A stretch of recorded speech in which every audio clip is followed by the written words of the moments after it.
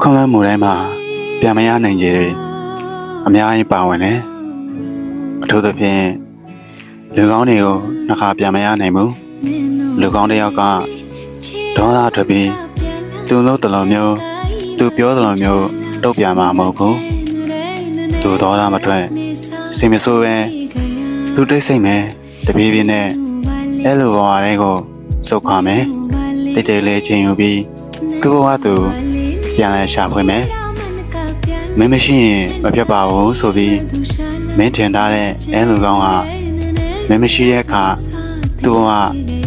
အရင်ကတည်းကပျော်ရွှင်ပြီးအေးချမ်းနေပါလိမ့်မယ်မင်းကိုမင်းထင်ပါလိမ့်မယ်သူကမင်းကိုဆုံးရှုံးလိုက်ရတယ်ပေါ့တကယ်တော့မင်းကပဲသူ့ကိုဆုံးရှုံးလိုက်ရတာပါသူကမင်းကိုပြန်မရနိုင်တော့တာမဟုတ်ပဲမင်းပြန်ရရင်တောင်မရနိုင်တဲ့သူဟာအဲ့လိုဖြစ်ပါလိမ့်မယ်